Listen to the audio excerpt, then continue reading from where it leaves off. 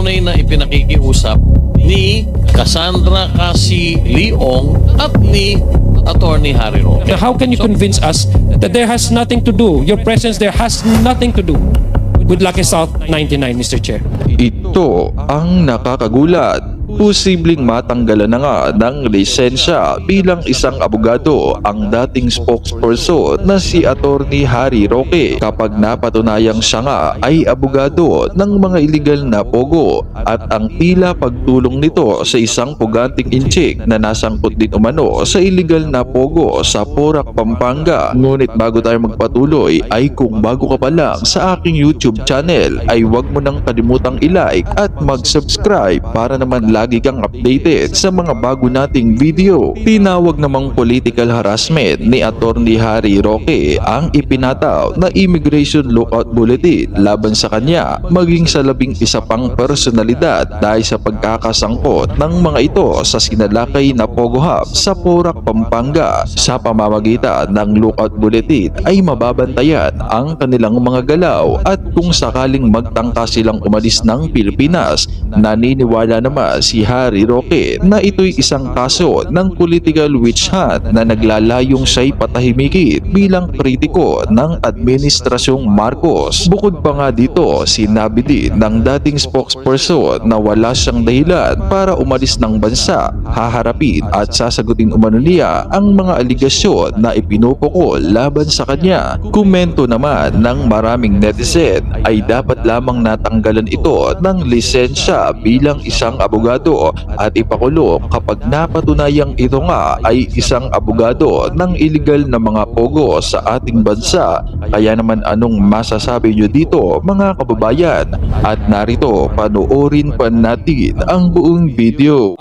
Secretary Roque, in the previous meeting or hearing, and this has been affirmed by you, validated by you, that you were number one, you were nga an agent, lawyer for Whirlwind Company, no? So whenever you represent... I was an agent. I was a lawyer. Sorry, yes, correct me. I'm wrong. I was wrong about that. You're a lawyer of Whirlwind Company. And whenever you represent Whirlwind Company in relation to Lucky South 99, I'm sure part of that arrangement is naturally they will pay you for whatever representation you would make in the advantage or to the advantage of your client. Am I correct? Well, hinire po nila ako para sa kaso.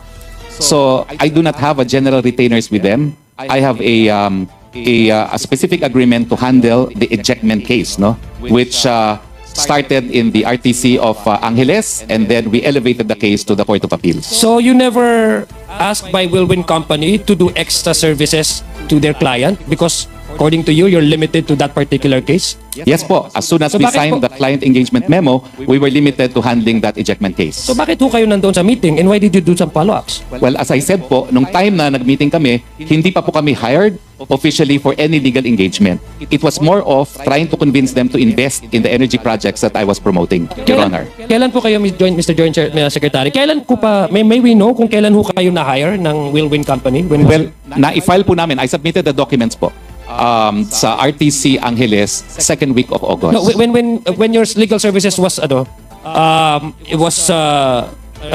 when legal services started with the Whirlwind Company, would you know what specific date was this? Well, there is a specific date, but I think it is 1 week before we filed the motion in the RTC of Angeles. Because when we found out what had happened, ang first remedy namin is to ask the RTC of Angeles to recall the writ of execution that they had already issued. I'm sure, Mr. Chair, Secretary, I'm sure you have a document, no? Official document that you're in. Sabi mo nga, you contest the question of Congressman Flores and Congresswoman G.V.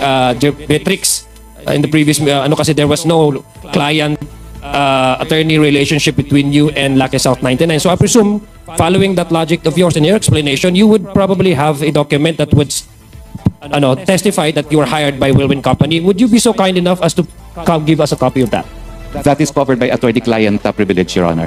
Okay, sige. However, I would like to add... Yeah, but since magbait ka naman, Secretary, kasi nag-extend ka ng extra effort, maybe we can also tap that humanity of yours inside you to provide this committee. This is not something that you should be hiding because you're entitled naman to accept any legal arrangement with any companies in any corporation. It is Am I not for correct? me. It is not for me, Mr. Chair. It is for the client. But as far as the attorney-client privilege is concerned, that's sacrosanct po in the legal profession.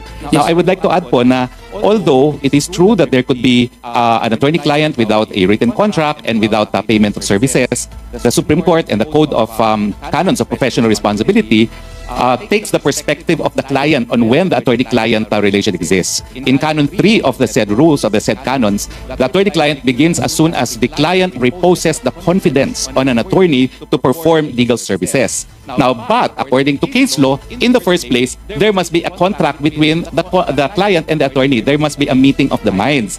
Kaya nga pong sinasabi ko, although I represented an agent of Lucky South, that did not make Lucky South my client. Para rin po yan, for instance, mga airlines, merong silang mga handling agencies. Pwede ko maging kliyente ng handling agency na hindi ko magiging kliyente yung airline itself. No? So, even if it were true that I represented Lucky South, ganun po ang trabaho ng abogado. Kaya lang, why will I say that I represented Lucky South na wala naman po talagang legal representation? Okay. Balikan ko lang po yung Last tanong two ko. question, Congressman Jong. Mr. Chair, maybe may I extend for another 1 minute or 2 minutes? Last two Mr. questions. 2 questions, okay. Akala ko 2 minutes na, 2 questions. So, balikan ko lang po, Mr. Chair, sa Secretary. So, roughly, kung marirecall nyo po, kailan po kayo na-hire ulit ng Wilwin Company? This is a week prior to the filing of your case in, 1 week before po, When was prior. this? When was This this? is the first week already of August. August of what year? Of 2023. 2023, okay. So, it's a good thing, Mr. Chair, that you've mentioned about that. At yung sabi mo, yung, kasi dalawa, Mr. Chair, no, sa ating mga kababayan na nakikinig ngayon, mukhang nakukonfuse nga sila sa Whirlwind Company and sa Lucky South 99. That's why we are trying to digest further, no? Inquire further. Kung ano ba talaga itong dalawang entities na ito? These are two different entities because the fact that they've entered into an agreement, it proves that they're two separate entities, no? So, I have here, Mr. Chair, and I would like to cite itong lease agreement between, and by the way, may I ask, Secretary Roque, and maybe Chairman Tenko, would you know in that meeting who represented whom? I mean, these are two entities, no? Whirlwind Company and South Lucky 9. Would you know which or either of the two, Secretary Roque and and Cascasi Ong represented whom or what? Well, Congressman Adjong. Or are you still also confused at that time because you thought they're still the same, one and the same? No, first of all, very clear in my mind, and I was in fact conferring with Attorney Jessa earlier. There was no discussion on Whirlwind during that said meeting. And I think more important to note is the fact that Whirlwind has no relationship with PAGCOR because Whirlwind was never given a license, nor Whirlwind had any other reason why PAGCOR will deal with, or Whirlwind will deal with PAGCOR, because for us, Whirlwind does not exist. Because they never had a license, they never applied for a license, they were never issued a license in the previous administration. So, sa amin pong dalawa ni Attorney Fernandez, maliwanag po sa amin, nagpunta si Cassie Ong doon, hindi naman po tungkol sa Whirlwind eh. Nagpunta po si Cassie Ong doon para ipakiusap yung arrears ng Lucky South 99 na currently, during the time, ay isang license holder ng PAGCOR. Dahil nabigyan po sila ng lisensya noong nakarang administrasyon ng PAGCOR, hindi po sa administrasyon ko. So, yun po ang tunay na ipinakikiusap ni Cassandra Cassie Leong at ni Attorney Harry Roque. So, yun po hindi po kami nakukonfuse, Congressman Adjong, sapagkat wala po namang relasyon kami sa Whirlwind eh. At never was there any discussion about Whirlwind during that brief meeting with Attorney Roque and Cassandra Leong together with PAGCOR AVP Jessa Fernandez. Thank you, Chairman. Secretary Roque, what is your take on that? Kasi mukhang klaro naman ata sa kay Secretary Tenko that you were there in that meeting.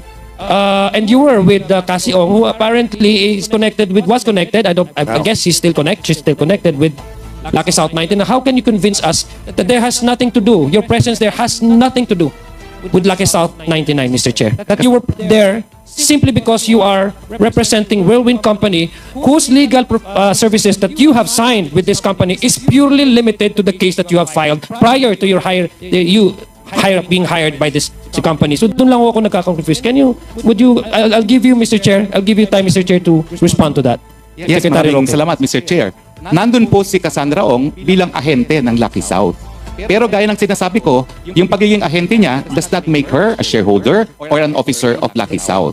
And since I represented an agent, ang ibig sabihin po, ang kliyente ko yung ahente.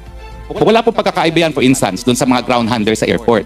Pwede kong maging kliyente yung ground handler, for instance, yung Mia Score. Pero hindi ibig sabihin yun na palibasa nagbibigay ng serbisyo ang Mia Score sa Cathay, kliyente ko yung Cathay.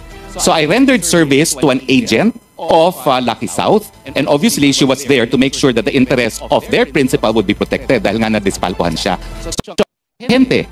Wala po pagkakaiba yan, for instance, dun sa mga ground handler sa airport.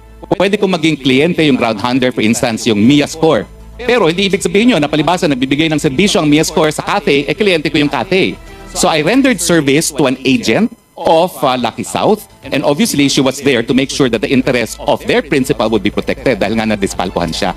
So the answer is, Cassie Ong was there as an agent, and in fact, in the rules of PAGCOR, kinakailangan magkaroon sila ng representative, an agent who will represent the different licenses with PAGCOR, and it is not a requirement that the agent becomes a shareholder or an officer. In fact, after that meeting was when Sandra Ong became a representative of Lucky Star, and if the good chairman will recall, kasi sabi ko, naalala ko, sabi niya, naku yan, Dennis Cunanan, palitan niyo yan. Hindi mabuting tao yan, no? Palitan mo na yan. At after that meeting, naging representative po si Cassie Ong ng Lucky South. But during the meeting po, on record na representative was still Dennis Cunanan, which Mr. Cunanan disputed the last time. Sabi niya, a month before, hindi na raw siya ang representative. Pero sa officially, in the records of PAGCOR, I am 100% sure po, as of the date that we met, it was still Dennis Cunanan. Kaya nga po kinakailangang tulungan si Sandra Ong, kasi pwedeng hindi siya pansinin eh. Dahil bakit ka papansinin ng PAGCOR, hindi ka naman representative ng licensee nila. Yun lang po, Mr. Chair. Thank you, Mr. Chair. And this happened despite the fact that you were hired by Wilwin Company, not on any way connected with Lucky South 99. Mr. Opo. Chair, yes, no, that is a manifestation. I do not require any response to that, Secretary po. Mr. Chair, I have here the agreement, lease agreement between Wilwin Company, the lessor, and the leasee, in this case, Lucky South 99 Outsourcing Incorporated. This was signed, and the fictivity of the term of the lease commenced on November 5, 2019 up to November 4, 2022. Now, the representative of Wilwin Company, meaning the lessor, was, I don't know if she's still connected with the Wilwin Company, Miss Stephanie B. Mascareñas. And the lessee, in this case, Lucky South 99 Outsourcing Incorporated, is Miss Catherine Cassandra L. Ong. So this is the same person, an individual, na nandoon po sa meeting nung nangyari po yung pag-uusap na yon with PAGCOR Chairman Altenco. Now, what is peculiar, Mr. Chair, is prior to the expiration, the term of the lease, which is November 4, 2022, and this is the first, there was a subsequent lease that took place. No? Same two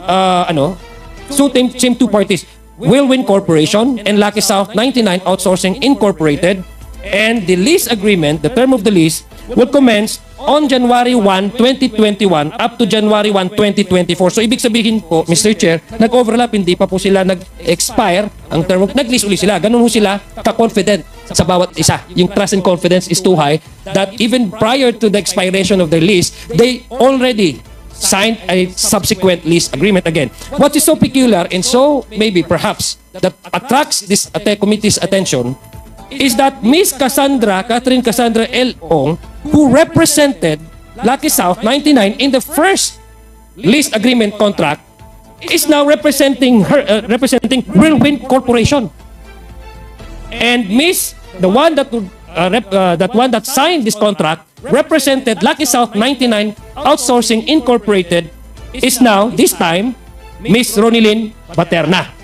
So makikita niyo po, kaya po kami nako-confuse that these are two entities, corporations, and yet the person running these companies are one and the same. So andito po, Mr. Chair, nung unang lease, Cassandra Ong, sa lessor, Wilwin Company, Stephen Mascareñas, Wilwin Company, sa lessor siya, Catherine Cassandra Ong, leasee, Lucky South 99, tapos sa pangalawang kontrata, nagpalit. Si Miss Sandra Ong naman ngayon ang lessor. At ang leasee is Miss Rolilyn Paterna, Mr. Chair. And also, it is quite parang nakaka-striking din yung isa sa mga sa dokumentong ito that this was signed by the same lawyer, Attorney Maria Gracia Dioco. Same po, same ang nag-notarize po ng dokumentong ito. So ibig sabihin sa mga ating mga nanonood po, klaro na po na tama, dalawang company ito, dalawang kumpanya, pero run by the same person. I'd like to ask Secretary Roque, did you do your due diligence in finding out that Miss Cassandra Ong used to be, or in this case, siyang magiging lessor ng Whirlwind Company at hindi ng Lucky South, which you claim trying to distance yourself from that company na palang allergic kayo sa Lucky South 99. Did you do your diligence? And I think, Mr. Chair, no, with all your services to this nation, Secretary Roque, paniwala po ako na isa ho kayo sa magaling na abogado. At hanggang ngayon po, mataas po respeto ko ho sa inyo. Pero basic lang po, no? Rudimentary. I think this is being taught in law school. You have to do your due diligence before accepting any client. Have you at least asked Miss Cassandra Ong, were you in any way connected with Whirlwind Company or Lucky Strike 99? Hindi niyo ho yun tinanong. Mr. Chair, ang kaso po kung saan kami kinuha ay ejectment case. So ang tanging dapat na tignan kong kontrata ay yung upa, yung kontrata ng pag-uupa sa panig po ng Cruz family at sa panig po ng Whirlwind. So I cannot go beyond that po kasi ang kasuhan lang, ejectment between the Cruz and Whirlwind. So hindi naman po at issue sa ejectment case yung lease contract between Whirlwind and Lucky South. So wala pong dahilan ako mag-inquire doon sa client, doon sa kontrata between Whirlwind and Lucky South dahil hindi naman po sila yung nagdidemandahan. And I would like to underscore nga po na nung pumasok kami, meron ng writ of execution. So nakabinbin na po yung kasong yun. Yeah, but, so Mr. sa Chair, due diligence po, ejectment case, sa mga abogado po, napakasimple po niyang ejectment case na yan. It's even covered by rules of summary procedure. At kung ikaw hahawak ng kaso, titignan mo yung kontrata. Meron bang breach of contract sa contract of lease? So, hindi po complicated itong kasong ito. Kaya lang, ang aking naging assessment na deprive ng due process ang Whirlwind kasi nga nag-aawayan yung mga Cruz siblings. At nagpanggap itong tatay, si Roberto, na siya pala siya yung registered owner, naniniwala naman itong Whirlwind, hindi naman pala siyang registered owner. At nung dinimanda sila sa lower court, siya pa ang kumuha ng abogado at hindi sinabi sa Whirlwind na dinimanda sila ng mga anak niya. Yan po yun, no? So as far as due diligence is concerned, in an ejectment case, as a lawyer, kung ano po yung material na kontrata is the lease contract only between the lessor and the lessee, between the Cruz family and Whirlwind Corporation po. Dahil yun lang po ang hinawakan kong kaso. Yeah, pero I think this is material, no? The lease is in fact the very fundamental and very material to any eviction cases, no? I think no, I do not, Mr. Chair, Secretary, no, I do not question your knowledge on sa pagdating po sa batas. Sabi ko nga po, mataas po ang respeto ko sa inyo. Ang hindi ko lang maintindihan, perhaps I share this with our common tao, the average-minded person listening to us and watching this committee hearing. But nagkaganon. If we follow your logic, Mr. Chair, and your justification that you are exclusively limiting your services to this particular case that you have filed involving eviction cases or eviction case, why did you have to go to PAGCORP's meeting and then make some follow-ups? And then it apparently, based on these records, same Cassandra Ong, who at the time when you approached PAGCOR and with the meeting, yung license nila, ay naging connect din sa Whirlwind Company, which you yourself said na you find it not material anymore to ask Whirlwind Company or Lucky South 99 with in terms of their contract with Lucky South 99, and yet kasi limited ka lang doon sa eviction, and yet you went overboard. Yun po hindi ko maintindihan.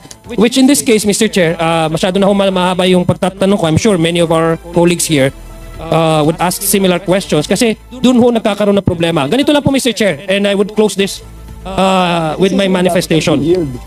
Mr. Chair, Mr. Chair. Okay. Yes, For Congressman my Adjo. manifestation. You want me to interject something? Yes. Before you finish your interpellation? Maybe, Baka maybe in, rela- after my manifestation, Hindi. maybe after my in manifestation. relation to sa issue mo eh.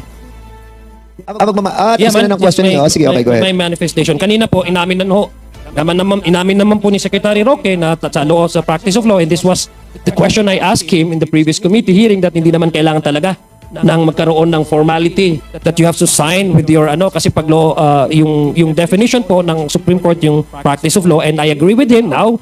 He agrees with how the congresswoman Beatrix Luistro. Now I'd like to, Mr. Chair, and this is not in any way to contest or to even engage in legal discussion with Secretary Roque. Who am I to contest his legal opinion on the matter? But this is already a decided case, pertains to the lawyer-client relationship, no? Very much connected with the sinasabi ng Supreme Court definition nila with the practice of law. Kasi nga po yung participation po ni Secretary Roque dito sa usapang ito, yung legal services na binigay niya according to him sa Wilry Company. And in Burby versus Magulta, sinabi po, a lawyer-client relationship was established from the very first moment complainant asked respondent for legal advices regarding the former's business. To constitute professional employment, it is not essential that the client employed the attorney professionally on any previous occasion. It is not necessary that any retainer be paid, promised, or charged. Neither it is material. Tingnan, Mr. Chair. And with this new development that we learned na dalawang entities, similar persons running these companies, whatever explanation that we have from Secretary Roque, the bottom line, Mr. Chair, is it benefited a lot Lucky South 99, which is far from the legal services he was offered and accepted to by him between himself, Mr. Chair, and Whirlwind Company.